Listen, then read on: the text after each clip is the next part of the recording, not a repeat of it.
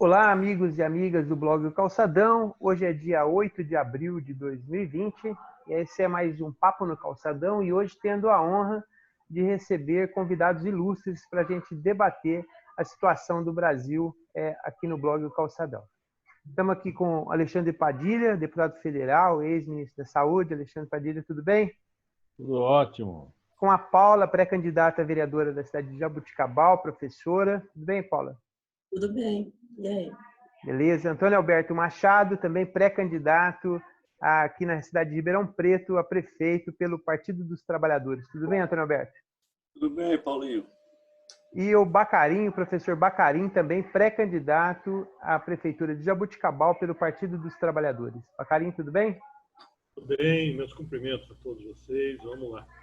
Legal, uma honra então receber todos vocês. Eu vou aqui fazer mais o trabalho técnico, então eu já passaria para o Padilha fazer as suas considerações iniciais. Padilha. Tudo bom, gente? Boa noite. Primeiro, uma alegria aí, uma honra poder estar conversando com vocês aí do blog do Calçadão e essa articulação que foi feita. Temos aí o companheiro Antônio Machado de Ribeirão Preto, que é pré-candidato a prefeito pelo PT, o companheiro Bacarim, que é o nosso pré-candidato a prefeito de Jaboticabal, a Paula, nossa pré-candidata a vereadora, da gente poder conversar um pouco sobre a situação do coronavírus na região, no Brasil, no mundo, né? Os impactos dessa pandemia no nosso dia a dia, na vida, e a perspectiva de crescimento, né? De se agrave o cenário aqui no Brasil nos próximos meses. Vamos sempre lembrar que o Brasil está começando agora o seu outono, né? Então temos gente ainda com a cabeça no hemisfério norte, né? Do que aconteceu na Europa, na China, nos Estados Unidos, que acabou o seu inverno, começou a primavera agora.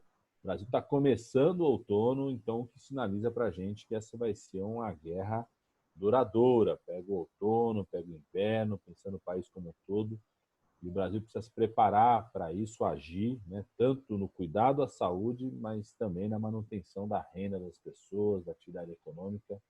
Acho que vamos poder conversar um pouco sobre isso, né? E também tirar as dúvidas que as pessoas têm. Tem muita gente com dúvida sobre tratamentos, se tratamentos funcionam, não funcionam, teste, né?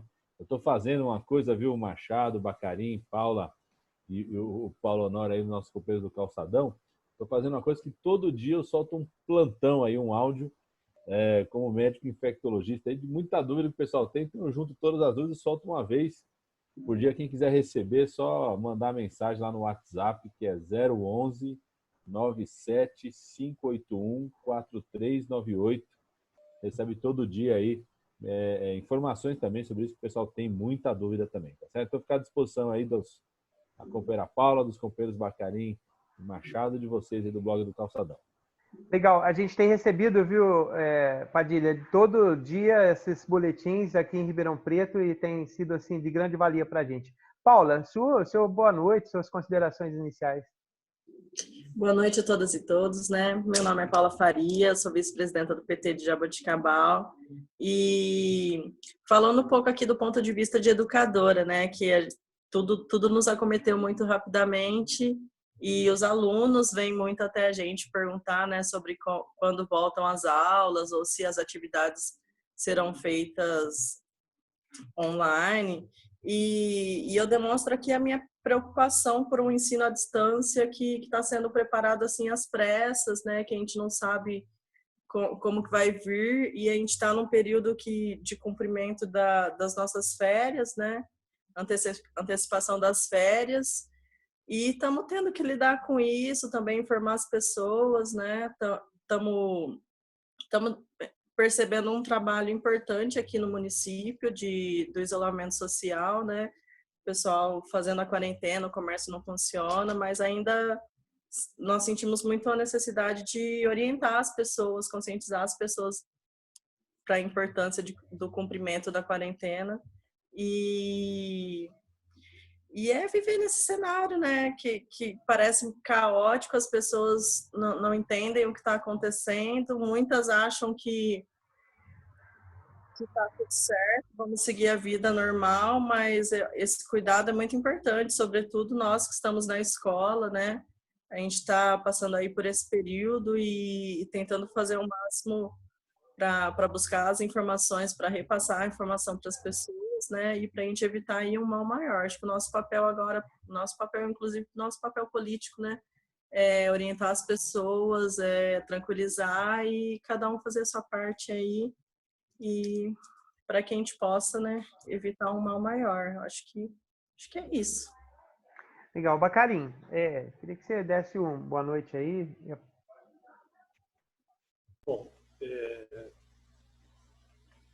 a gente está tomando algumas iniciativas e acho que é muito importante que a gente faça esse debate envolvendo vários segmentos e vários militantes da esquerda, do PT. Importantíssimo que amanhã a gente acompanhe, inclusive, a reunião do Diretório Nacional do PT, não é? A partir das 9h30. Quero comentar, inclusive, a decisão da ampla divulgação e estimular que a gente participe disso. Eu acho que esse é um ponto importantíssimo, que nós temos uma intervenção mais centralizada. Os debates, é evidente, que nós estamos acostumados.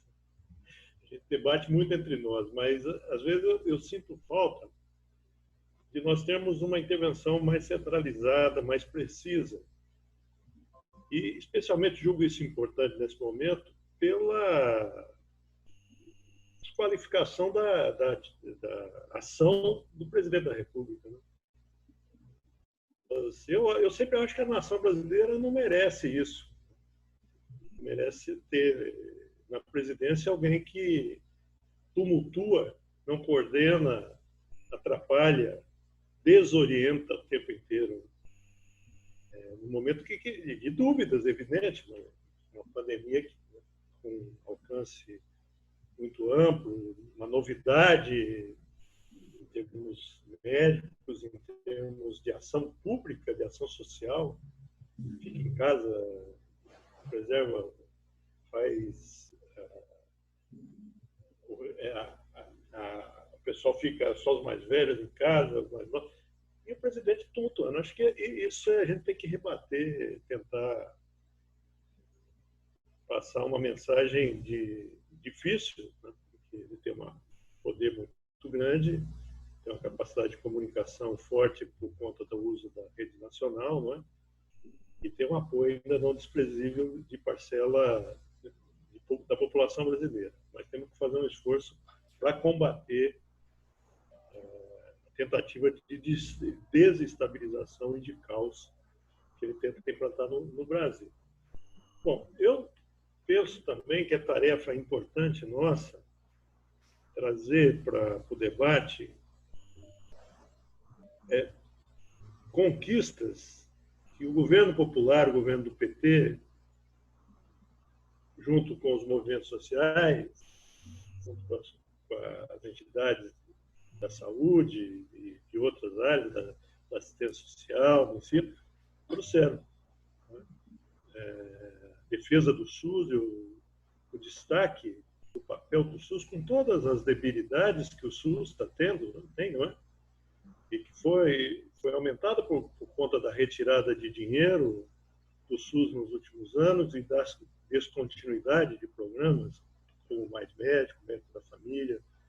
Então, acho que resgatar o papel do SUS, mas resgatar no seguinte sentido, é uma política de Estado, que uma proposta de governo de esquerda, que aposta no Estado, trouxe.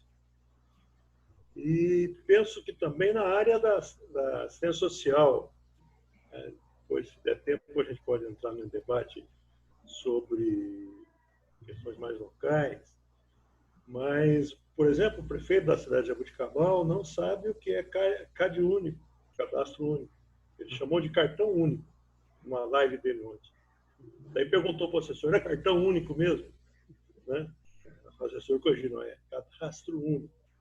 Quer dizer, nós temos um amparo. Né?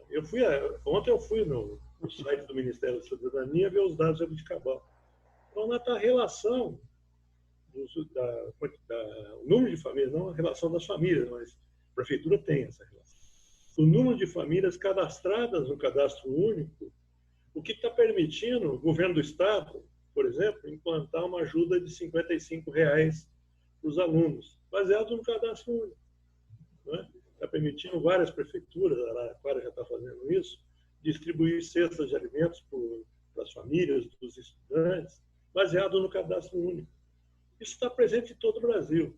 Então, essas conquistas, difícil a população, inclusive, perceber essas coisas, né? CAD único, que desgraça é essa? Como é que a gente come isso? Mas, nessa hora, socorre e ajuda uma intervenção mais organizada do Estado brasileiro, né, na área da saúde, na área da assistência social, sem falar na questão econômica, que também há muita coisa acumulada. Então, acho que é importante a gente resgatar uma visão de Estado mais solidária, que abraça as pessoas, não só no momento de crise, Legal. não só no momento duro, como a gente está vivendo, mas em todos os momentos, né? Que a gente, de fato, revitalize ou resgate a visão de Estado, que nós estávamos perdendo, né? Nós estávamos perdendo o debate social. A ideia do liberalismo, do egoísmo, cada um por si, estava predominando. Agora a gente está conseguindo resgatar ideias muito interessantes, a partir de coisas práticas que os nossos governos constituíram. Não só os nossos governos. O movimento social, o SUS é uma conquista maior que o PT.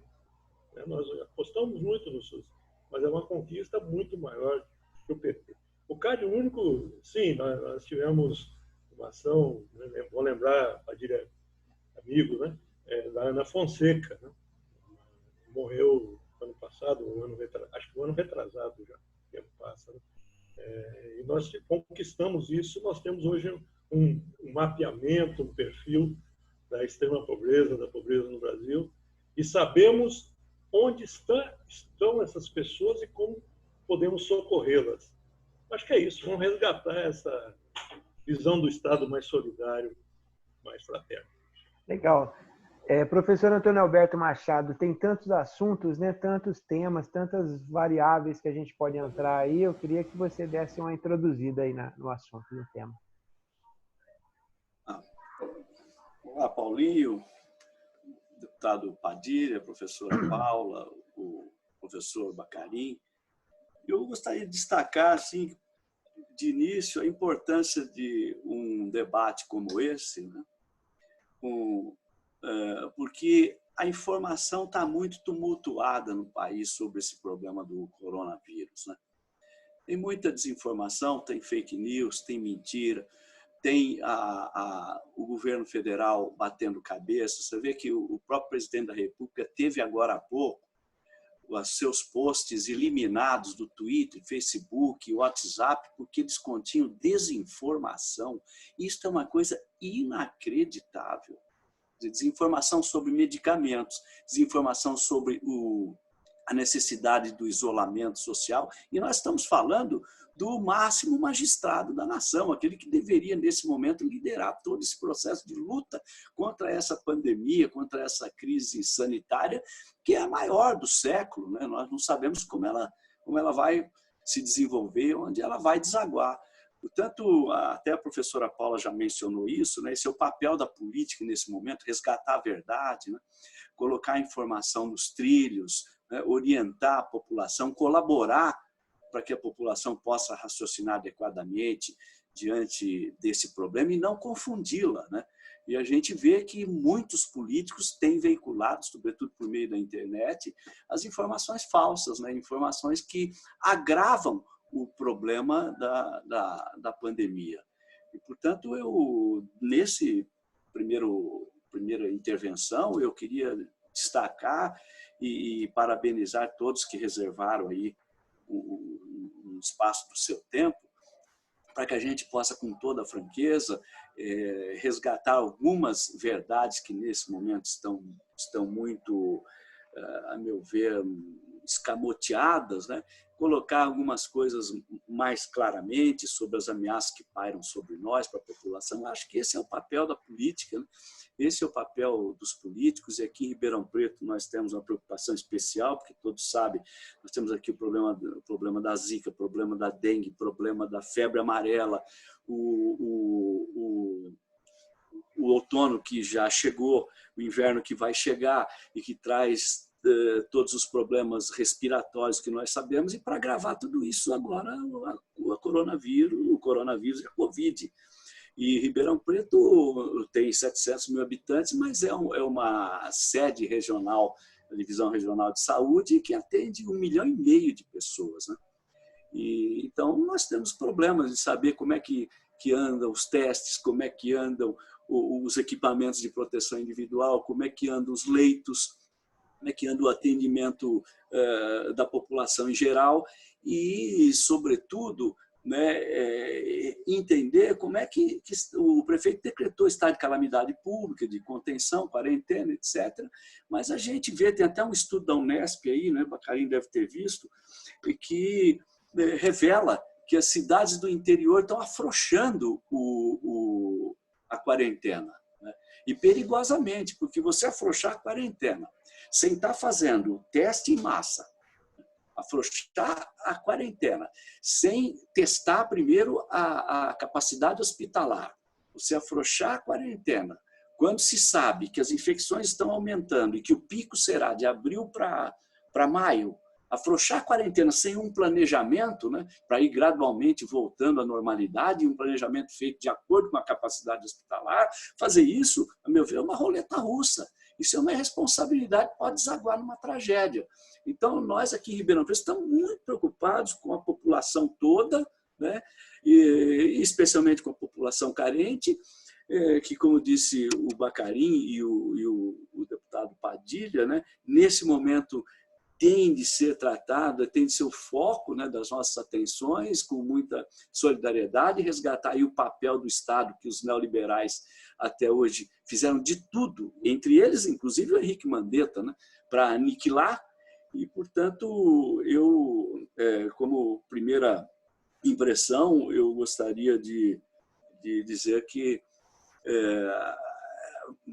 lives como essa a gente precisaria repetir quase que cotidianamente, porque a verdade no país sobre essa questão do coronavírus ela está muito nebulosa, né?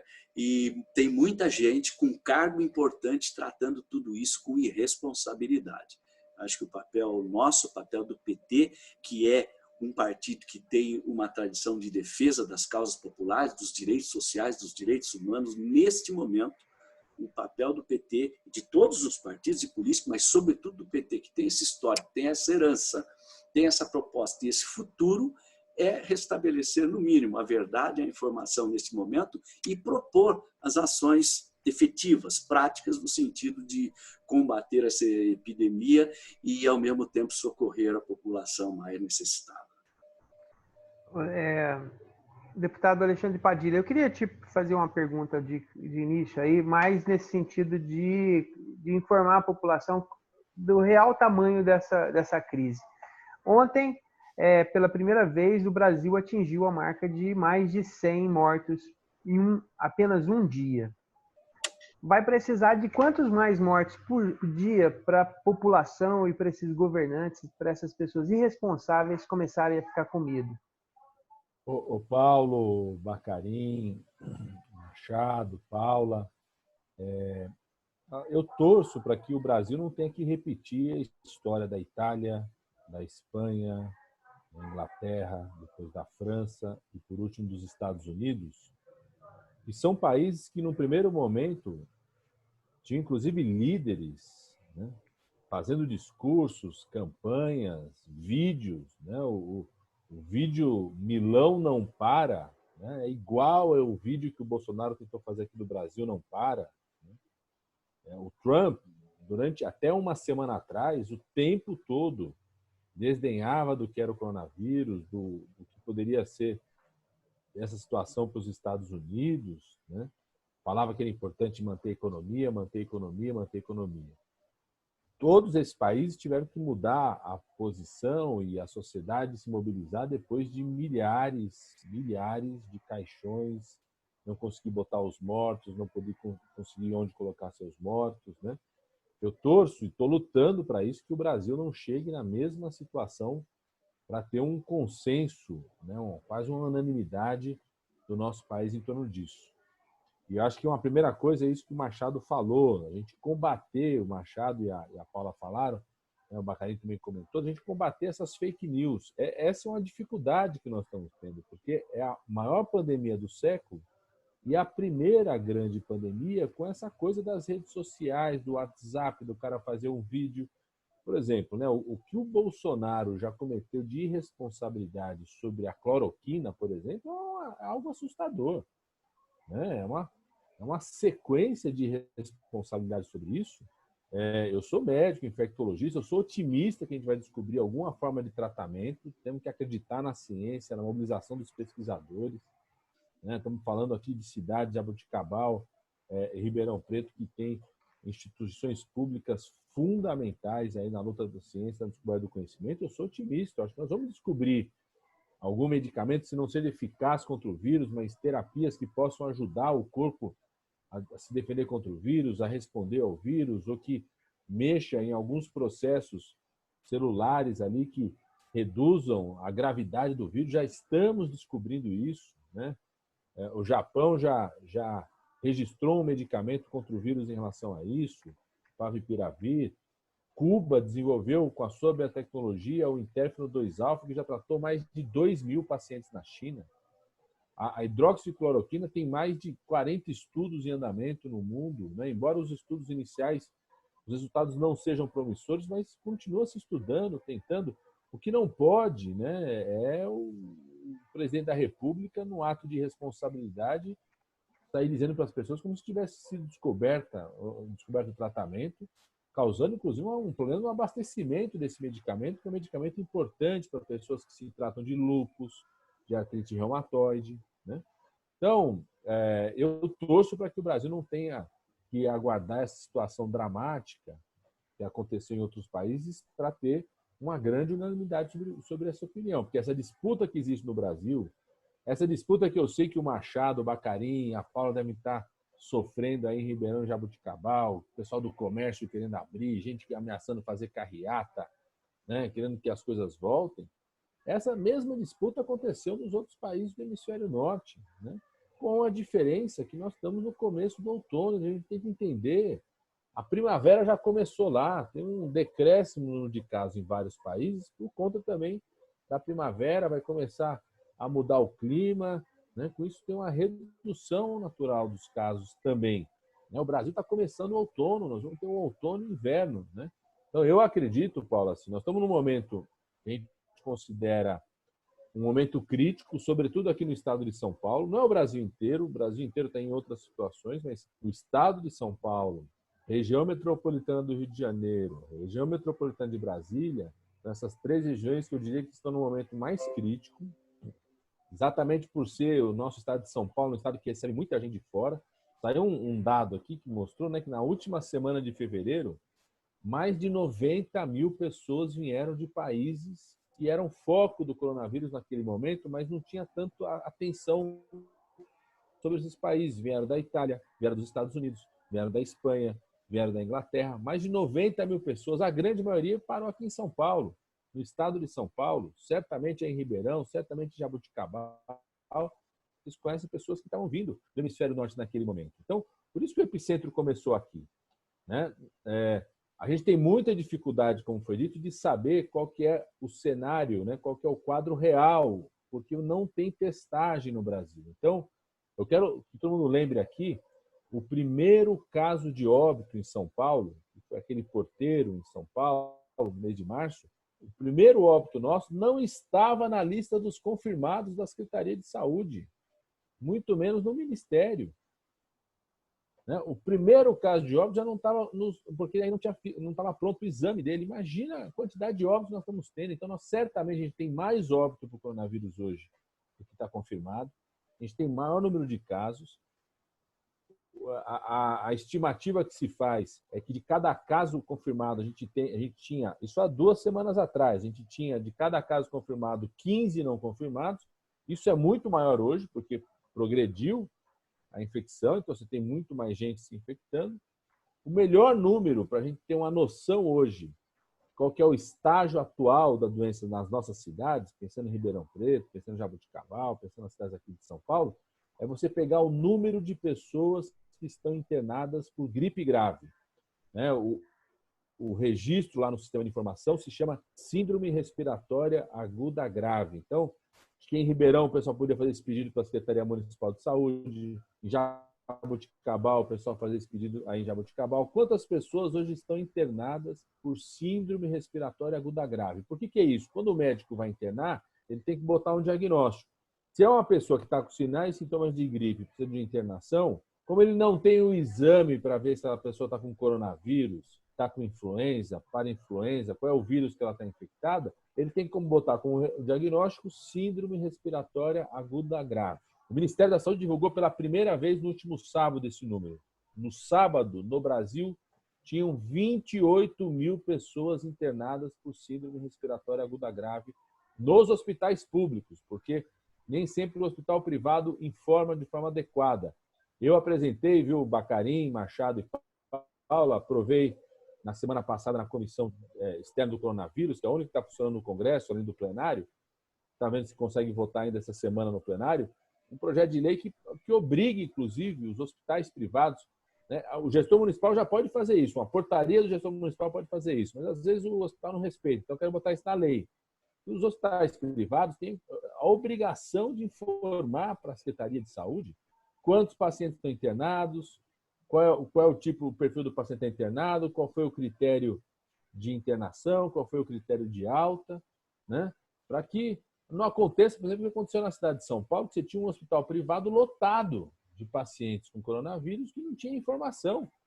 A Secretaria soube quando começaram a morrer os pacientes nesse hospital, né? Então, nós estamos num momento que é um momento crítico, principalmente no nosso estado de São Paulo. Outras regiões, esse momento crítico pode acontecer um pouco mais na frente. E a gente tem que estar preparado para a possibilidade, eu digo, de 2 ondas de crescimento de casos. A primeira onda agora, nós estamos tendo esse crescimento de casos, a gente tem um risco real de se afrouxarem, por exemplo, as medidas de isolamento. Você tem uma progressão de casos que entre em colapso o sistema de saúde já no mês de abril, né? E o risco maior disso aconteceu na Itália, que é logo na primeira batalha, você tem uma proporção enorme de trabalhadores da saúde infectados, sobretudo os mais experientes. Eles não estão tendo máscara. Essa é outra cobrança que tem que fazer no município. Está garantindo máscara para trabalhador de saúde, né? Avental, os equipamentos de proteção estão garantidos, né? Você tem um risco enorme de, na primeira batalha, uma proporção enorme dos profissionais estarem infectados, inclusive os mais experientes, que sabem manejar a UTI, sabem manejar o pronto-socorro, sabem fazer uma intubação, se infectaram, que aconteceu na Itália. Né? No começo da guerra, nas primeiras batalhas, infectou um monte de gente, teve que ser afastado, eles tiveram um colapso no sistema de saúde por conta disso. Então, a gente tem um risco real hoje em relação a isso, por isso que eu tenho defendido, não dá para afrouxar as medidas de isolamento, pelo menos até o final de abril. E exigindo que os municípios, como foi dito aqui, abram novos leitos de UTI, levem médicos. Os municípios estão autorizados, o Congresso Nacional aprovou, os municípios estão autorizados a contratar mais do que a LRF estabelece nesse ano, estão autorizados por conta desse estado de calamidade, estão autorizados a rever seus empréstimos. Então, se Jaboticabal, se Ribeirão Preto tem empréstimo, contrato, o diabo pode rever o objeto. Estão autorizados a suspender o pagamento do INSS. A gente aprovou isso por pelo menos 90 dias, esse recolhimento do INSS para ter uma folga fiscal. O Congresso, o Bacarim até me perguntou sobre isso, né, Bacarim? A Câmara dos Deputados aprovou, o Senado aprovou, deve estar indo para a sanção, mas já vão cobrar isso, a autorização para que os prefeitos peguem o recurso da merenda escolar, da alimentação escolar que vem do governo federal e comprem comida para levar na casa das crianças, né? Essa preocupação que a Paula falou, a gente sabe que às vezes é a única grande alimentação dessas crianças. A gente precisa cobrar dos municípios que tenham ações nesse mês de abril para que a gente possa pensar, dependendo da evolução dos casos, pensar em reduzir as ações de restrição de circulação. Embora vocês viram que os vários países do hemisfério norte, vários deles que reduziram, estão voltando. O Japão voltou a fechar 6 regiões, alguns países estão voltando a fazer algumas regiões por conta do risco real de crescimento de casos de novo, sobretudo no Brasil, que ainda vai ter o outono e inverno pela frente. Paula, eu queria te pedir para dar um panorama aí de Jaboticabal e dizer o seguinte: você que é da área da educação, aqui em Ribeirão Preto me parece que o prefeito soltou uma medida hoje que vai atender as famílias de crianças que estão matriculadas na rede municipal de ensino. Como que está aí em Jaboticabal? Eu vi aqui agora que já tem 2 mortes registradas. Como que está o panorama geral e como que a prefeitura tem agido com as famílias mais necessitadas aí da cidade de Jaboticabal?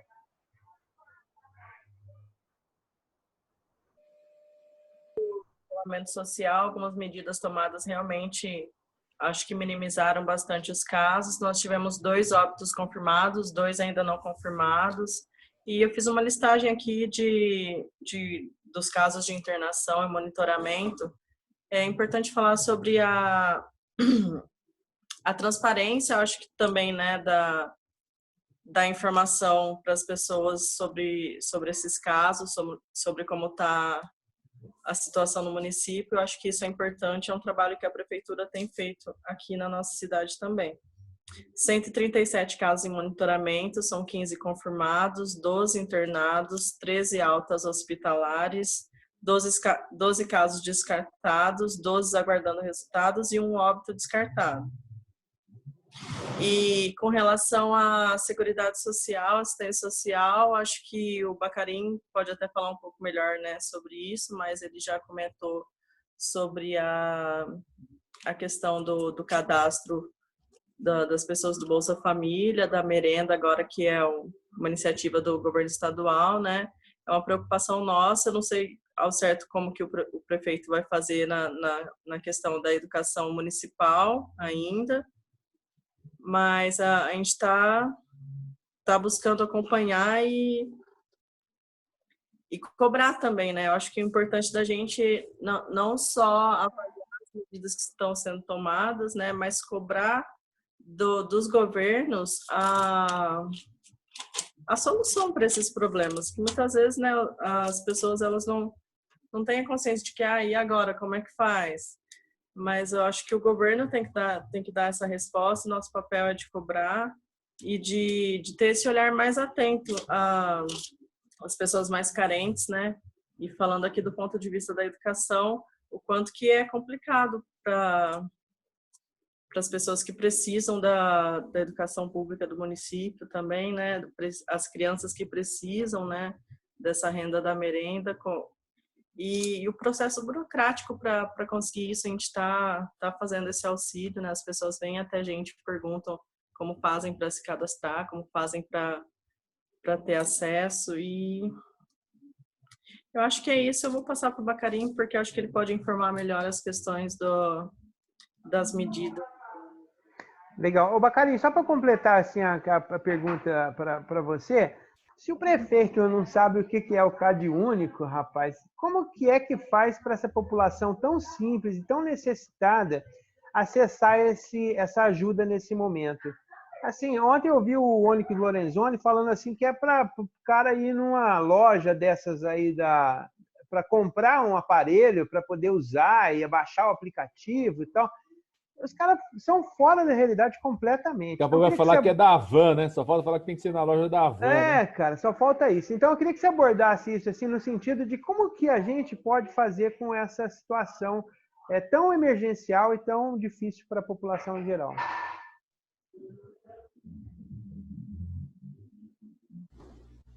Falando da mobilização da população. Jaboticabal é uma cidade, a Paula colocou os números, uma cidade de 75, 80 mil habitantes. Então, o número de contágios aqui, de mortes, né, é relativamente alto. Depois de Ribeirão, talvez proporcionalmente a gente se aproxime, uma triste aproximação, da cidade de Ribeirão Preto. E nós tivemos 2 episódios de viagens, pessoas que vieram contaminadas de viagem, né? Um famoso cruzeiro, um triste famoso cruzeiro, que pegou a cidade, né? E agora está disseminando na cidade. Mas o que eu percebo na população? Uma grande adesão, as pesquisas estão mostrando isso, mas no dia a dia, pessoas que a gente conhece, uma grande adesão ao isolamento. As pessoas estão preocupadas, estão querendo aderir, estão aderindo ao isolamento. Isso não estou vendo grandes dificuldades das pessoas. Agora, o comércio, sim. Os pequenos comerciantes estão numa situação complicada, não fazem caixa, né? De roupa, não comércio de comida, né? Mas o pequeno comércio de coisas não tão essenciais à vida das pessoas. Então, os comerciantes estão reclamando, mas com razão, e tem que ter uma resposta. Não é? Assim como nós demos uma brilhante resposta, embora a sua operação não esteja boa, na renda para o pessoal na informalidade. Parabéns à bancada federal nossa, né, tanto da Câmara, Padilha, quanto do Senado. Conseguimos aprovar essa renda. A Caixa está com um problema operacional que a gente espera que resolva o mais rapidamente possível. Isso é um alento muito importante para as pessoas que dependiam de movimento das pessoas nas ruas, entregadores de comida, entregadores de outra coisa, pessoal de motorista de táxi, de Uber, etc. Bom, então acho que a gente deu uma resposta, mas precisamos continuar dando, especialmente para o pessoal que precisa de capital de giro do comércio. Né? E a mobilização da população não tem sido abalada, até onde eu percebo, por movimentos de querer voltar. Aqui em Jaboticabal, como em outras cidades, teve tentativa de carreata, ninguém assumiu a carreata.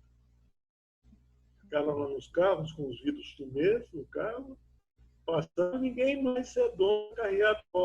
Então, teve uma reação contrária muito forte. Isso foi em outras cidades. Então, acho que tem que trabalhar com essa ideia, com essa... A população está aceitando, né? Desde que lá de cima não venha a ordem para abgeral. Bom, eu queria falar de algumas questões aqui da cidade respeito ao atendimento da população. Nós, hoje, tivemos algumas informações do pagamento dos R$ 55,00 por aluno de famílias CAD único em situação de extrema pobreza. Talvez pudesse o governo do Estado ir um pouquinho para cima. Situação de pobreza, adotou a situação de extrema pobreza. Então, por exemplo, na escola que nós temos aqui, vou dar um exemplo que deve ser um exemplo para escolas de periferia de outras cidades. Temos uma escola chamada Dona Aurora, com 1.100 alunos. Desses 1.100 alunos, 371, dá mais que um terço, né, dos alunos, tem direito a receber esses R$ 55,00. E as famílias, interessante isso, as famílias já começaram a procurar o diretor, saber como faz, né, começaram a querer participar disso. A Prefeitura Municipal começou a dizer, ontem fez uma fala do prefeito, dizendo que tinha uma proibição do Ministério Público Federal em relação a ajudar as famílias pobres com cestas de alimentos. Nós fomos para cima, gravamos algumas falas em relação a isso, e hoje ele veio com uma história que conseguiu demover o Ministério Público e vai entregar cestas. Na verdade, daí eu peguei informações de Araraquara, né, do nosso companheiro Edinho, que, aliás, está fazendo uma grande atuação nessa área, né? O Edinho, a Clélia na educação, a Jaqueline na assistência social, o Marcelo na segurança alimentar e nutricional. O Ministério Público do Estado está instigando as prefeituras a atender os alunos, desde que eles estejam no CAD único e no Bolsa Família. Aliás, não fecham a porta, pode dizer da prefeitura que tem mais dinheiro, atender mais gente, desde que tenha critério. Então, tem prefeito que quer fazer o quê? Fazer populismo nesse momento. entregar a cesta básica para quem ele acha que merece, né? Então, isso nós não vamos sentir no dia a dia. Então, é o que a gente percebe aqui na cidade, que finalmente a prefeitura vai começar a atender o pessoal que está na rede municipal e na rede estadual também, porque o Serviço de Alimentação Escolar na cidade de Jaboticabal, tanto do município quanto do estado, das escolas estaduais, é feito pela prefeitura. Então, a prefeitura pode atender, né? Está previsto aí, a última fala, que vão ser distribuídas 7.000 cestas de alimentos. E nós temos que acompanhar isso e dizer que isso é um direito das pessoas, é uma intervenção importante. Esse é o caminho nosso. O caminho nosso é de fechar com as ações da bancada. A ideia que o Padilha citou, falou do projeto de lei de você permitir que os gastos com alimentação escolar sejam feitos para atender as pessoas nas suas casas, foi sancionado ontem. O presidente acabou sancionando ontem, né? Então, já pode usar essa legislação. A legislação deu uma grande liberalidade, né, para os municípios intervirem. O que a gente precisa fazer? Está de cima. Está de cima.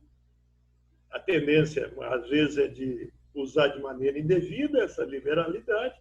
Está de cima e ajudar na mobilização popular, acho que nos esclarecimentos que a Paula citou, da população, para que ela seja contemplada com esses benefícios.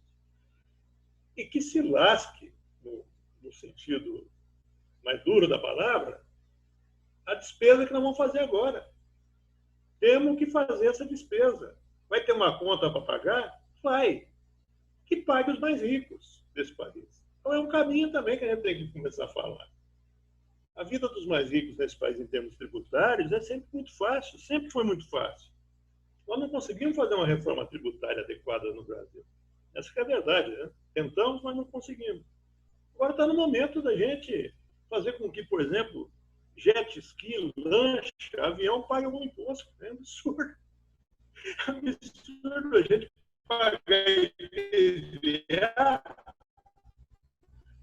dos nossos carris. É lógico que isso não vai resolver os nossos problemas tributários, né? Fazer com que o pessoal que investe no mercado financeiro tenha os dividendos taxados. Aí resolve o imposto de grande fortuna. Então, eu diria que a gente tem que pegar uma banguela, né? Vai pegar uma banguela e dizer o seguinte: vamos consertar esse país garantindo que os benefícios que nesse momento estão sendo encaminhados para os mais pobres tenham continuidade e que a conta a ser paga não seja bancada pelos mais pobres, seja bancada pelos mais ricos. Eu já vi estimativas, tem várias estimativas. Está um momento de muito estudo, né? É legal isso aí. O pessoal tem dado muito palpite. Então, tem estimativas que dizem que é possível depois, né, a gente fazer com que essa conta não seja assumida pelos mais pobres, porque daí não adianta. É de fato um problema nosso. Não é só o problema da pandemia atual, é um problema social. Apesar de nós termos evoluído muito, diminuído muito a extrema pobreza no Brasil, corre o risco de aumentar novamente, né, se depois a conta ficar para os mais pobres. Então, é um momento de muita riqueza nesse sentido. Exige muita intervenção nossa, muita capacidade. Acho que é possível a gente aumentar o diálogo com a população nesse momento, nos informarmos muito das medidas, é uma tarefa nossa, nos informarmos muito das medidas, disseminar essas medidas e continuar lutando para que a PEC da morte, por exemplo, deixe de existir. Não pode. Então, que burrada legal que nós fizemos com voto contrário do PT, quando aprovamos o congelamento do orçamento público num país por 20 anos. Nenhum país fez isso no mundo. Nós achamos por bem fazer isso. E agora estamos vendo que é uma loucura um país fazer isso. Não se deve fazer isso. Os governos têm que ter capacidade de intervir na realidade. As realidades mudam. Às vezes estão boas, às vezes não, né? E a PEC da morte, lá, a PEC do limite do gasto, né? tinha que ser eliminada sem deixar, sem esquecer de quem foi a favor, né? Quem votou a favor. Nós temos proximidades táticas agora, é evidente, eu acho que é correto isso, mas também tem que mostrar quem quer, de fato, um Estado fortalecido e quem quer atender a população só nesse momento e depois esquece o compromisso com a população. Bacarinho, deixa eu terminar essa rodada aqui, passando para o Antônio Alberto Machado. Machado, no seu perfil do Facebook, nas suas mídias sociais, está escrito lá uma frase sua que diz o seguinte: o direito não será outra coisa senão o que fizermos com ele. E nesse momento, assim, que os direitos básicos estão sendo negados, mas estão sendo necessários, inclusive tendo que ser implementado a forceps, queria que você falasse um pouco do ponto de vista aí do direito, como que as pessoas podem acessar nesse momento, como é que pode reivindicar essa questão nesse momento.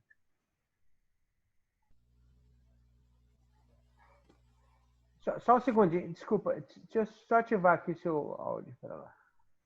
Eu que desativei. Aí, beleza.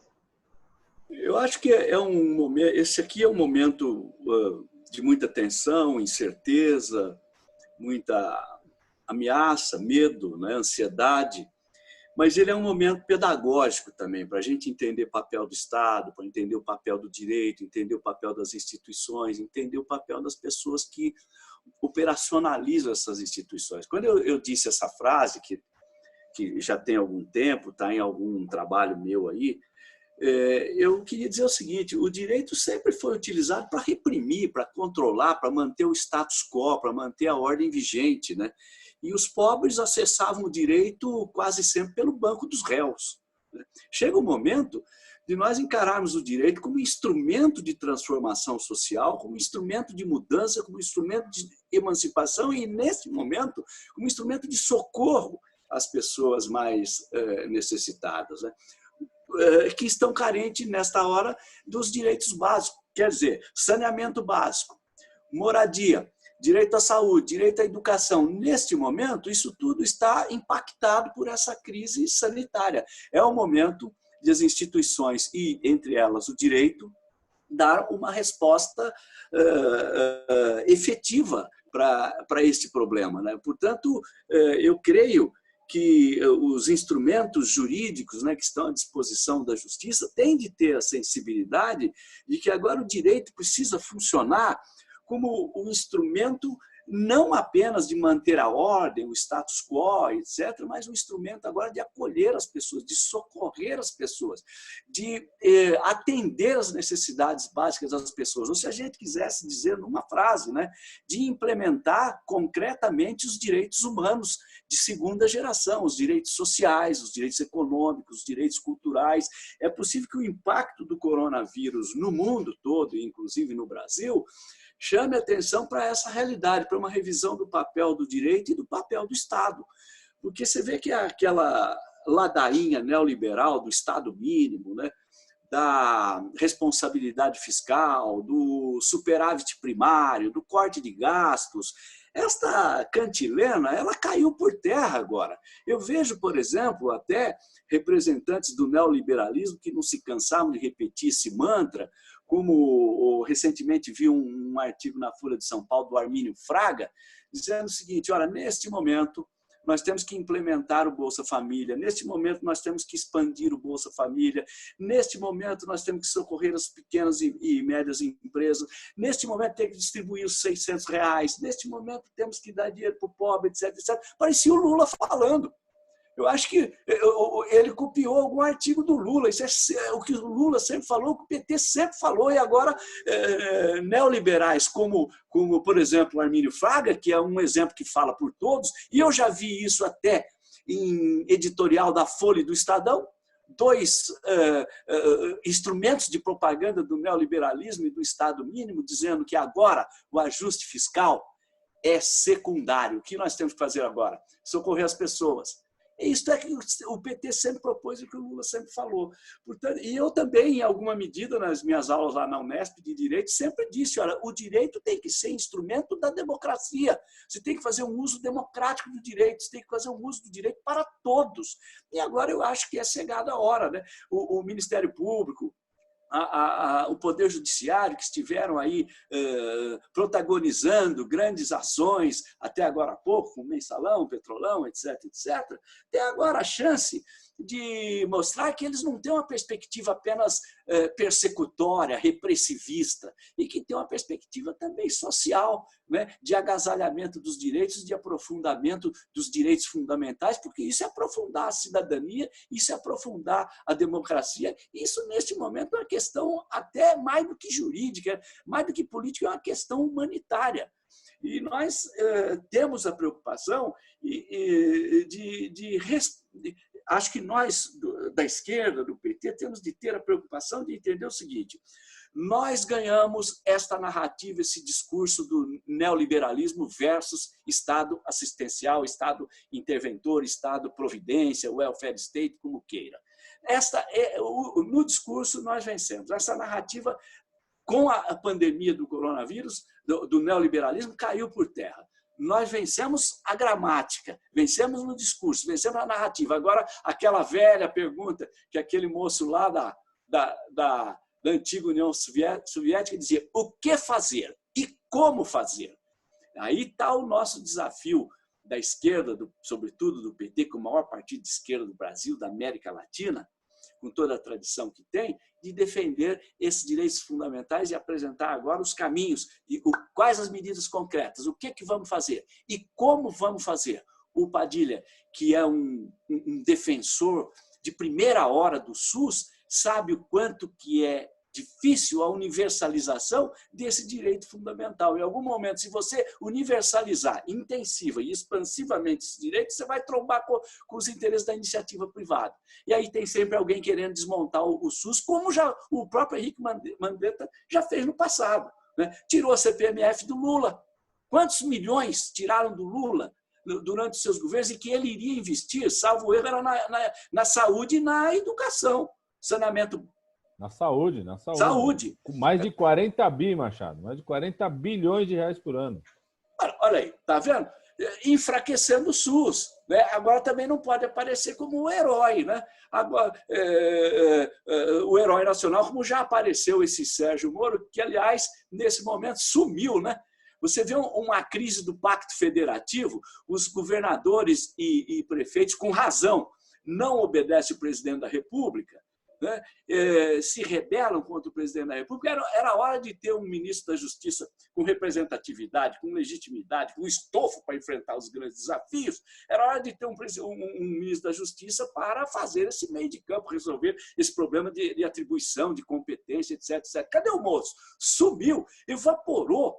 Né? É como se o piloto do avião tivesse sumido da cabine, né? Que era a hora de resolver isso, de estabelecer uma ordem nessa comunicação, uma harmonia para enfrentar o coronavírus. Eu não vejo falar mais desse moço. Né? Agora é o Mandetta que assume esse protagonismo, mas a gente tem que entender que o Mandetta tem lá os seus compromissos também, que até hoje, pode ser que daqui para frente seja assim, né? As pessoas mudam, a gente sempre tem que dar uma chance. Mas até hoje os seus compromissos não foram com a saúde pública de qualidade, não foram com o SUS, como foi o compromisso do também médico Alexandre Padilha.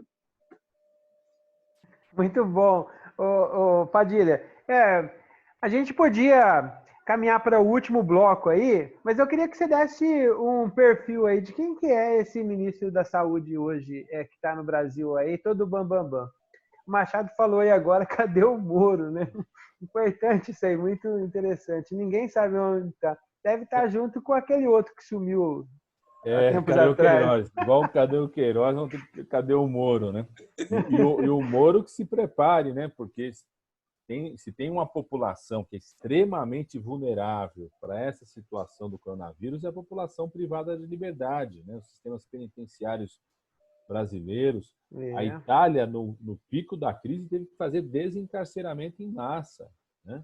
Foi até questionado em relação a isso o Moro, né? Porque tem quase 40% das pessoas que estão privadas de liberdade estão com a sua pena provisória, sem ter concluído o julgamento, não precisavam estar lá, não deveriam estar lá, poderiam estar em outras, cumprindo penas de outras formas, estão lá sendo pupilos das organizações criminosas, né? A estrutura do sistema penitenciário é explosivo, não só para as pessoas que estão lá em privação de liberdade, mas para os trabalhadores que trabalham lá, vai para a sua casa, trabalha no espaço, e dos familiares que vão visitar. Então, o Moro daqui a pouco vai ser chamado. Eu acho que ele sumiu um pouco também, viu, Antônio? Viu, Antônio Machado? É porque no dia que ele ia fazer aquela portaria sobre que regras policiais poderiam existir para uma pessoa que está orientada a entrar em quarentena, a pessoa suspeita de entrar em quarentena. Vocês lembram que teve um caso em Brasília de um advogado que não queria fazer o exame, não quis fazer o exame, depois não quis ser acompanhado, a esposa dele foi o primeiro caso de Brasília do coronavírus. O Moro ia fazer a portaria, o Bolsonaro começou a sair, a ir para a rampa do Palácio, aí eu acho que ele ficou recuado, assim, pô, o primeiro a agir vai ter que ser o meu chefe, né? Acho que ele se escondeu por conta disso também, viu, Machado? Mas assim,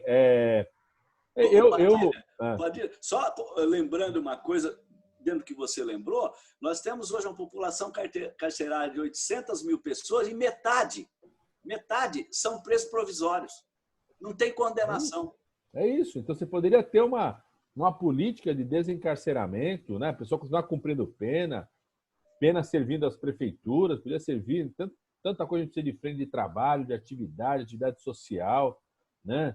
Você cumprir pena das mais variadas formas, você fica lá, eles ficam a serviço das organizações criminosas, o cara entra lá, já tem que se filiar a alguma organização criminosa, começa a cumprir atividade porque começa a ajudar a família, né? A gente sabe o que significa hoje, não só em relação ao direito do indivíduo, mas significa, enquanto política pública, essa política do encarceramento exagerado que acontece no nosso país, né? E que a epidemia do coronavírus vai ser um desafio enorme, não tenho dúvida nenhuma. E o Mandetta, né, nesse momento, a gente até fez uma defesa da equipe técnica do Ministério da Saúde e do seu ministro, o ministro Mandetta, porque eles se depararam contra o que a gente está chamando do terraplanismo sanitário, né, que foi a postura aí do Bolsonaro e de alguns dos seus ministros, né?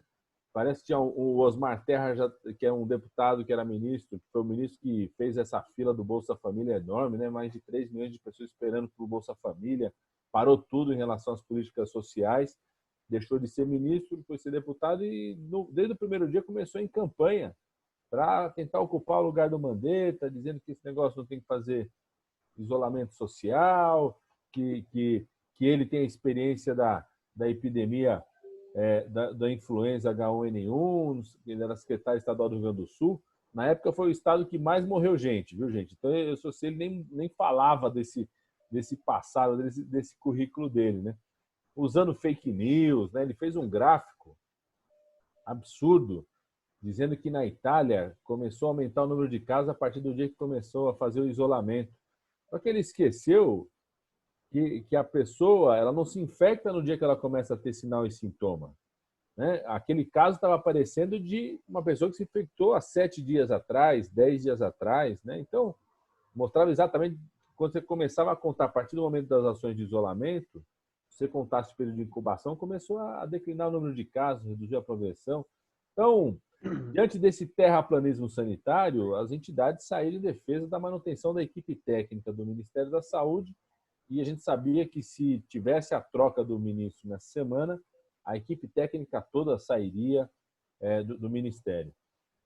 Mas, infelizmente, o que nós estamos percebendo é que parece que fizeram um grande acordo, ele também participou desse grande acordo, que pode significar algo muito grave para o Brasil, que é um documento que o Ministério da Saúde soltou no dia ali do cai, não cai, muda, não muda, defendendo já um afrouxamento do isolamento a partir do dia 12 de abril. Em cima de um critério, por isso que o governo do estado de São Paulo já nem respeitou, já reforçou que tem que ter quarentena até 22 de abril, pelo menos, e reavaliar depois. em cima, o Ministério da Saúde está propondo em cima de um critério que é falho, porque ele está propondo em cima de um critério do número de casos. Só que o número de casos a gente não pode confiar porque não tem teste. Tem cidade que não tem caso nenhum porque nenhum teste chegou na cidade ainda, não foi realizado nenhum teste diagnóstico, né? Então, tem um debate sobre isso que nós vamos fazer. Agora, o histórico do atual ministro do Bolsonaro, primeiro, ninguém é ministro do Bolsonaro à toa, né? Tá certo? Né? Você sabe, ele sabe a quem está servindo, né? E aceita servir, né? E a história dele é uma história anti-SUS, né? Ele, por exemplo, votou a favor da emenda constitucional 95, que o Bacarin estava falando aqui, né? Que foi a PEC da morte, que retirou. Só para vocês terem ideia, essa emenda foi aprovada em 2016. Quando você pega o orçamento de 2017, 2018 e 2019, foram retirados da área da saúde 22,5 bilhões de reais por conta dessa PEC. E ele votou a favor da PEC. Na época ele votou, falou que não estão construindo um compromisso que não vai tirar o dinheiro da saúde, né? Eles foram os responsáveis pela retirada dos médicos do Mais Médicos, né? No primeiro semestre do ano passado, não só tinha retirado os médicos do Mais Médicos, como tirou as cidades como Ribeirão Preto, como Jaboticabal, as cidades da região metropolitana de Campinas, da região metropolitana da Grande São Paulo, foram retiradas dos novos editais do Mais Médicos no ano passado. Então, não podia nem receber médico cubano, nem brasileiro formado no exterior, e nem qualquer profissional médico brasileiro que quisesse participar do Mais Médicos, que quisesse atuar em Ribeirão, não foi tirado no Ribeirão. Ele fez um certo acordo aí com parte das entidades médicas, dizendo que não precisava dessas cidades. Agora, no desespero da epidemia, eles voltaram a fazer edital para essas cidades, está demorando, né? Até agora não não chegaram os médicos. Já poderia ter recuperado, tem 2.000 médicos cubanos que estão aqui no Brasil, podiam estar atendendo, também não estão. Teria que abrir esse edital para os médicos brasileiros formados no exterior, não fizeram isso, né? Então, tem uma postura que é uma postura anti-SUS. Nós estamos de olho em relação ao que vai acontecer nos próximos dias, né? Se de fato o que foi feito ali foi um acordo para ficar, mas ir permitindo um afrouxamento do isolamento social, que pode ser muito grave para várias regiões já no mês de abril e pode significar para outras regiões onde não tem ainda uma grande progressão de pessoas internadas por gripe grave, mas pode significar a abertura de porteira, né, para várias regiões do país começarem a ter um crescimento importante desses casos, né? Então, a gente precisa estar de olho, né? Outro dia me perguntaram aqui, está achando que o Mandetta começou a usar um colete do SUS, né? Ele nunca tinha usado, ele começou a usar. Eu falei, para mim é uma vitória do SUS, tá certo? Se precisou, né, tá uma pandemia como essa, tão grave, para ter coragem, né, ter orgulho de botar a camisa do SUS, para mim é uma vitória do SUS. Tomara que isso não dure só durante a pandemia, né? Que seja, como foi dito aqui pelo Bacarin, pela Paula e pelo Machado, que seja uma postura desse novo mundo que tem que sair dessa pandemia, né? Um mundo que aposta na saúde como direito e não como uma coisa que tem que ser comprada ou vendida, né? Se tem um momento crítico que a gente percebe que a saúde não pode ser algo a ser comprado ou vendido, tem que ser um direito das pessoas, num momento crítico uma pandemia como essa, né? A vergonha que os Estados Unidos estão passando, é o país mais rico do mundo, é o país que tem o maior número de casos no mundo de coronavírus. Você pega a cidade de Nova York, o número de mortes por dia em Nova York já ultrapassou o número de mortes por câncer, por doenças cardiovasculares, é a principal causa de morte em Nova York, né? Quando você pega Cuba, ali do lado, uma ilha pobre, só teve 3 casos até agora de turistas italianos que foram lá identificados, ação de bloqueio rápido, porque os Estados Unidos não tem sistema nacional público. Eles passaram a vergonha na segunda-feira, não sei se vocês viram, Paula, Bacarin, Machado, Paulinho, que foi o dirigente militar dos Estados Unidos tendo que explicar para os jornalistas, porque eles foram lá na China e pegaram 23 aviões de equipamentos, máscara, compraram tudo com a força do dinheiro que eles têm, do jeito Trump de fazer. Aí, quem foi lá pegar foi as Forças Armadas, os aviões das Forças Armadas. Trouxeram para os Estados Unidos. Quando chega nos Estados Unidos, eles entregaram esses equipamentos para empresas privadas distribuidoras, para elas venderem para os hospitais, para as clínicas privadas. E os jornalistas perguntando, 80% foi para as empresas privadas. Os jornalistas perguntando, mas peraí, me explica aí. O Exército vai lá pegar, o Estado vai lá até a China, pega o equipamento, chega aqui, é a empresa privada que vende, vai lucrar com isso. E o dirigente militar falou o seguinte, é que a gente não tem conhecimento de como distribuir esses equipamentos entre os hospitais, porque a gente não tem um sistema de distribuição, não tem um sistema público, a gente não coordena os hospitais, cada um quem coordena é o setor privado, são redes privadas de hospitais, ou seja, nem isso, né, eles conseguem fazer. A ausência do sistema público entrega a vida das pessoas a quem pode pagar e comprar por isso. Então eu torço e vou lutar muito por isso, gente, aí para terminar aqui minha fala final, de que desse mundo saia uma consciência ainda maior da importância de sistemas públicos universais de saúde, que a saúde não pode ser algo a ser comprado ou vendido pelas pessoas, só quem tem dinheiro possa ter acesso à saúde. É isso aí, Paulo. Paula, você falou da solidariedade aí de acompanhar as famílias que têm necessidade de acessar esse crédito. Tem uma organização aí na comunidade de vocês para poder dar um apoio para essas famílias?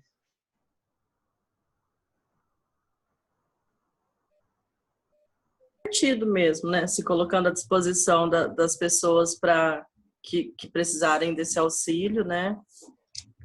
E queria falar um pouco com relação à lição que deixa a gente, né?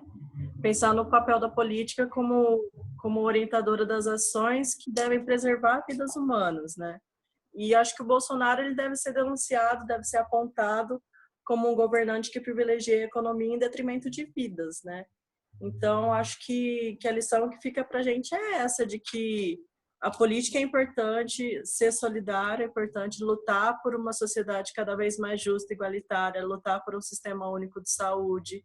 Então, talvez as pessoas elas tenham percebido a importância de estar mais engajado, de cobrar, né, de cobrar medidas dos governantes, e espero que isso fique como lição para a gente, para que a gente tenha uma participação política maior, para que a gente possa junto construir uma sociedade mais justa, igualitária, mais solidária, né?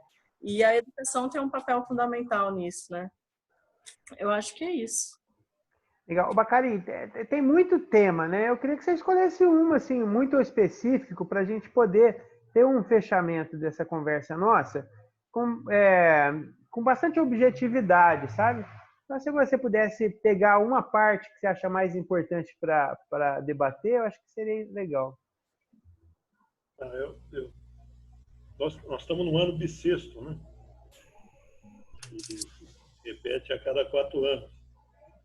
Mas vamos torcer para que as nossas mobilizações nesse momento tenham continuidade. Não voltem a acontecer uma outra desgraça mais para frente, tomara que não aconteça. Né? Mas eu destacaria, para terminar, que é muito importante a gente dar uma resposta na área da saúde e insistir na orientação dos infectologistas responsáveis, o que o mundo todo está fazendo do isolamento. Criticar esse acordo que aparentemente se fez entre Bolsonaro e Mandetta. Sem dúvida, mas o Padilha falou muito bem sobre isso. Agora, eu acho que é importante a gente falar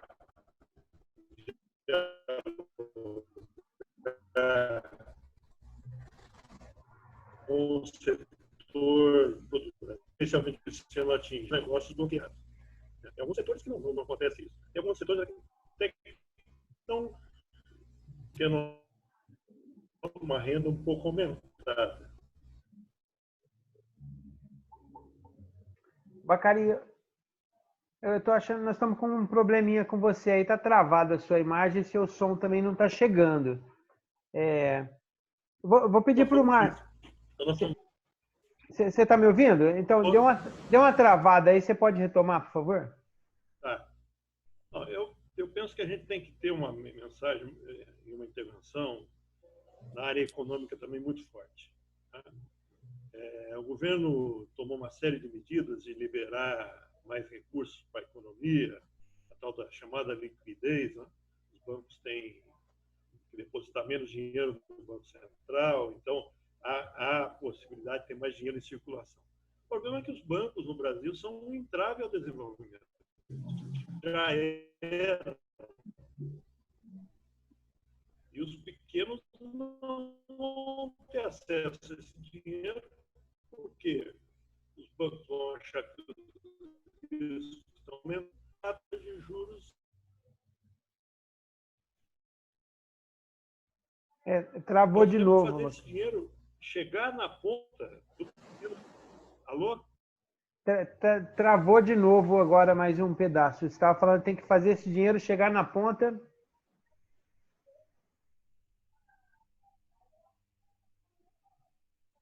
Acho que nós perdemos o Bacarinho aqui por enquanto. Enquanto tu reconecta lá o Bacarinho, Machado, você poderia fazer a sua participação agora? Então, e aí depois a gente volta com ele. Eu vou até dar uma sequência nisso que o Bacarinho está falando, né? Porque... Hein? Posso falar? Pode, desculpa. Acho que ele caiu mesmo, mas a gente tenta retomar. Porque precisa ver quem vai pagar essa conta, né? Mal estourou aí a crise do coronavírus, eu já vi uma PEC trabalhista autorizando redução de salário dos CLTistas em 25%, 50%, 70%. Mais de um partido, o Padilha pode esclarecer isso, mais de um partido já entrou com um projeto de lei lá para reduzir também o salário do funcionalismo, né, público. Portanto, dá a entender que o que eles querem, nessa elite mesquinha que o país tem, eles querem que a classe trabalhadora, como sempre, pague a conta de novo, tanto no setor privado quanto no setor público, né? Eu não ouço falar, por exemplo, na taxação das grandes fortunas, né? Como já mencionou também o Bacarinho. Não ouço falar na taxação dos lucros e dividendos de bancos, né? Um imposto emergencial, né? Não ouço falar na taxação das grandes doações, grandes heranças, né? Você tem 500 bilhões de reais de sonegação fiscal por ano. 500 bilhões de reais de dinheiro que os ricos mandam para os paraísos fiscais lá nas offshores. Né? Quer dizer, você tem essa evasão de divisa de dinheiro e, portanto, uma crise fiscal e uma injustiça fiscal muito grande no Brasil. Você não pensa em mexer nessas coisas, vai logo mexer no salário do trabalhador CLTista e do funcionário público, o que parece, a meu ver, ser mais uma injustiça com a qual se quer combater essa crise sanitária, né? Eu tenho a impressão que nós temos que rever ir lá na Câmara, né, dos Deputados, no Senado, no Congresso Nacional, também trazer esse debate, né, à baila, porque senão nós vamos perpetuando essas injustiças fiscais e tributárias da nossa estrutura, né, que vem desde lá dos primórdios da história, né, sem mexer nisso. As pessoas dizem, olha, depois dessa crise sanitária, talvez o mundo e o Brasil saia melhor, mais solidário. Eu tenho um pouco de reserva com relação a isso. Você viu o que aconteceu com a gripe espanhola?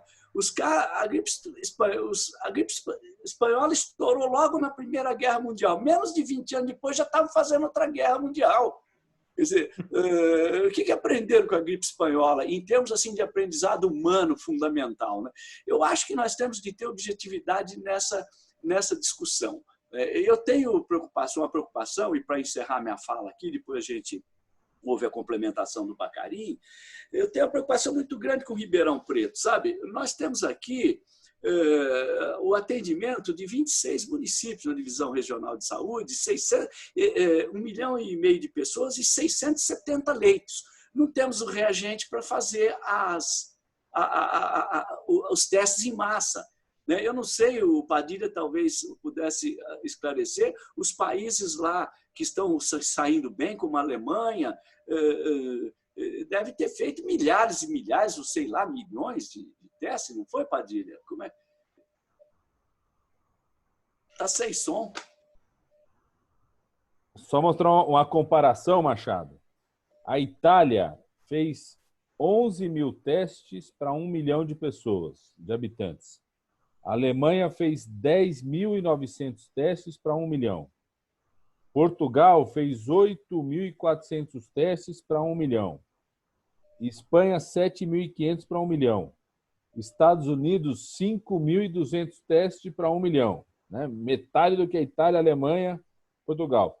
O Brasil fez até agora 258 testes para 1 milhão de pessoas. Ou seja, né? A gente fez 25 vezes menos do que os Estados Unidos. Só para ter ideia da gravidade que é. Os Estados Unidos que fez pouco. 50 vezes menos do que a Itália e a Alemanha fizeram. Né? Veja bem, a discrepância e, portanto, o tamanho da nossa ignorância com relação ao tamanho dessa pandemia. Se você não tem esses dados, como é que você vai, por exemplo, afrouxar a quarentena, como está sugerindo o presidente da República e o bolsonarismo na esteira lisérgica do presidente da República? Como é que você vai afrouxar a quarentena se você não sabe quantas pessoas estão infectadas, quantas pessoas morreram por coronavírus? Não tem esse panorama. Né? E Ribeirão Preto é uma cidade que também sofre com esse problema. Né? O prefeito aqui corretamente decretou estado de calamidade até o dia 22 de abril e, portanto, restrição à circulação de pessoas, etc. Mas eu tenho uma preocupação na periferia, sabe? Onde mora de 70% a 80% da população e que já está havendo muita movimentação. Eu entendo a ansiedade das pessoas que precisam trabalhar, a gente entende, mas se você morrer, você não vai trabalhar mais também. Nós não podemos abrir a porteira de maneira que todo mundo saia contaminando, inclusive os que estão trabalhando, os que não estão trabalhando, as pessoas do grupo de risco, as pessoas que não são do grupo de risco. Precisa ter um planejamento para abrir essa porteira da quarentena. Eu estou com medo disso em Ribeirão Preto. Teve uma ação agora do Ministério Público aí para que os ônibus voltassem a circular normalmente em Ribeirão Preto, na normalidade. O juiz deu lá uma decisão parcial, aumentando um pouco o número de ônibus. Né? Se essa decisão for para que as pessoas que têm que sair fiquem distantes uma da outra e os ônibus não estejam lotados, ótimo. Né? Mas se você liberar todos os ônibus, isso é um convite também para as pessoas saírem para a rua. Precisa tomar cuidado com essas medidas nesse momento que você não tem o desenho, o cenário real do tamanho da pandemia, das infecções, etc., e da doença, e não tem, portanto, um planejamento para fazer isso. Eu estou muito preocupado com isso em Ribeirão Preto. E aqui, para finalizar, né, agora a gente vê que o prefeito está se mexendo aí com essa questão da merenda, precisa também implementar aí as cestas básicas, e nós temos aqui o Paula, Padilha e Bacarim. Bacarim talvez saiba, foi um grande prefeito aqui de Ribeirão Preto, deputado estadual e sempre acompanhou as coisas da nossa região. Nós temos aqui um mecanismo que foi implantado pelas administrações anteriores do PT, que é o renda mínima, que você pode implementar para socorrer emergencialmente essas pessoas nesses 30, 60, 90 dias. Até hoje ainda tem pessoas que recebem o renda mínima aqui, que é uma coisa parecida com renda básica, com isso que o governo federal está fazendo com R$600, e Ribeirão Preto pode implementar também. Agora, logo vem o contra-argumento do custeio. Né? Agora, o prefeito de Ribeirão Preto precisa pressionar o governo do estado, precisa pressionar o governo federal para achar essas verbas, ou que vão sair de bancos, de lucro, dividendo de bancos, vão sair dos ricos, das grandes heranças, das grandes doações, das grandes fortunas, das offshores, né, das pessoas que levam dinheiro para fora para ficar em paraíso fiscal sem pagar imposto, né? Ou vai sair daí, ou vai sair como é que fala? A gente fala na faculdade, da guitarra, né? Fazer dinheiro. Né, nesse momento, porque você não vai preocupar agora com o aumento da base da moeda, que vai gerar inflação, porque as pessoas têm que comer, precisam de dinheiro. Né? Se for o caso, vai fazer, recorrer até à guitarra. Né? Nós estamos preocupados aqui com Ribeirão Preto por causa disso. Né? Já tem estudo dizendo que as pessoas no interior estão afrouxando a quarentena, né, e cidades que são ligadas por importantes rodovias serão especialmente afetadas, como é o caso aqui na região de Ribeirão Preto e Araraquara, Jaboticabal também, onde passa ali a Faria Lima. Né?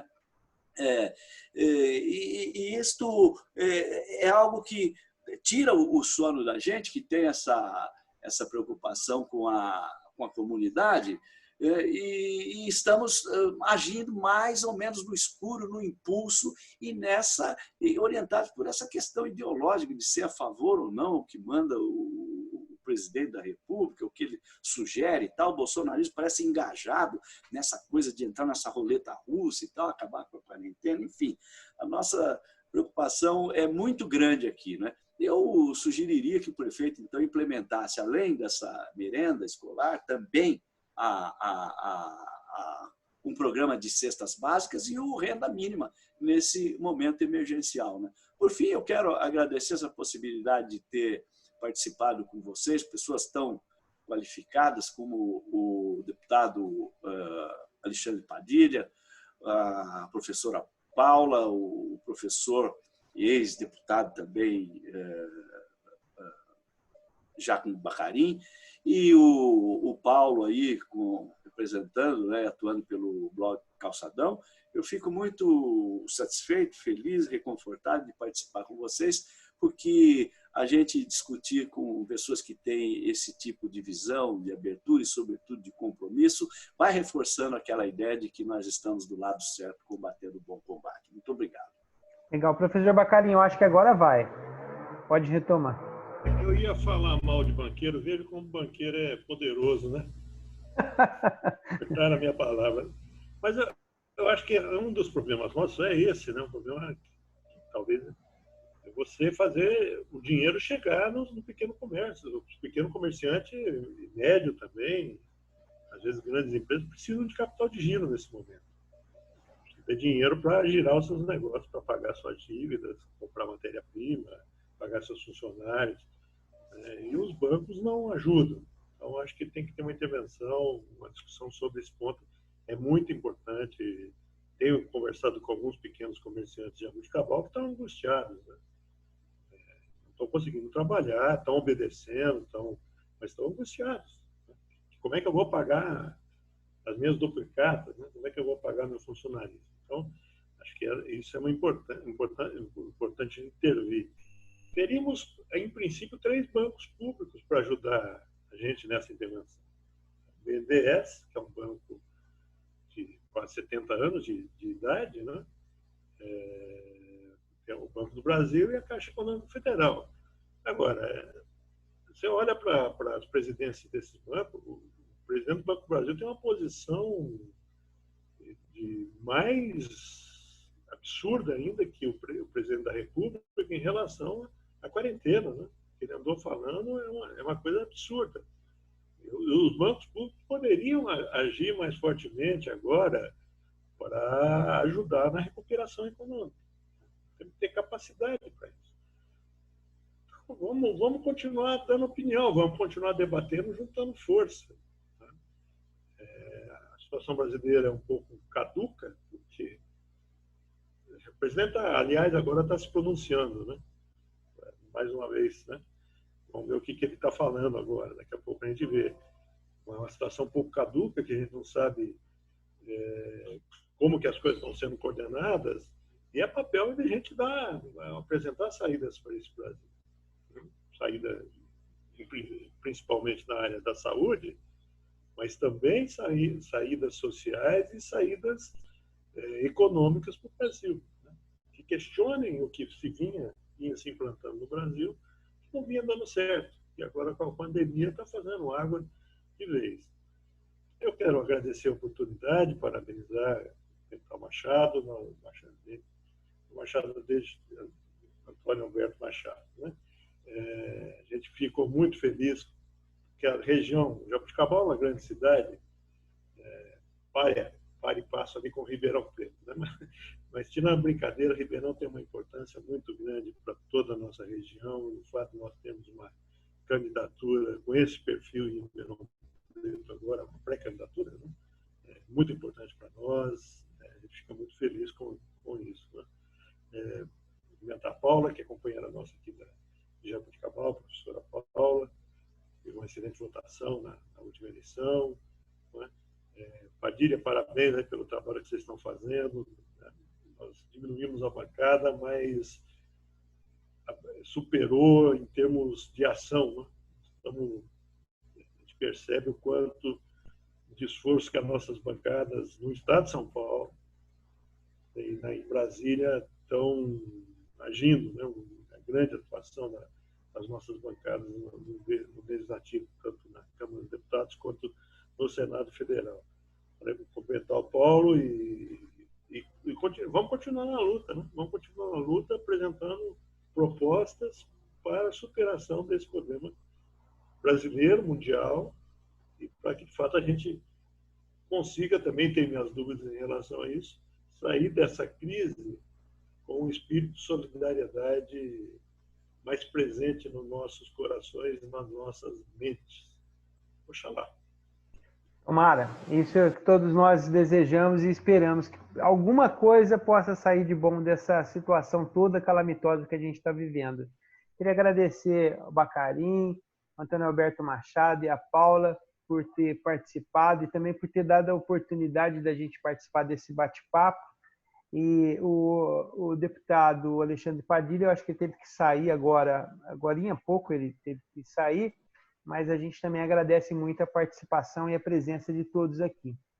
Paula, eu queria, assim, por toda a delicadeza, passar para você dar um tchau aí para todo mundo e fazer, assim, fechar esse vídeo aqui para a gente. Tá bom. Obrigada, Paulo. Eu gostaria de agradecer muito, né, por poder participar e aprender, né? Nossa, aprendo muito com o Bacarim, nosso candidato a prefeito aqui. Gostei muito de conhecer mais aprofundadamente de Ribeirão, então aprendo muito com eles, aprendo muito com Padilha e só tenho a agradecer mesmo e estou muito feliz por ter a consciência de que a gente está do lado certo da história, né? E como o Bacarim disse, a gente vai continuar na luta. É isso, muito obrigada. É isso aí. Valeu, pessoal. Agradeço mais uma vez. O Blog Calçadão vai estar sempre transmitindo essas discussões e a gente volta a qualquer momento. Agora, com essa plataforma, fica um pouco mais fácil a gente poder ter esse contato. Valeu. Até mais. Tchau.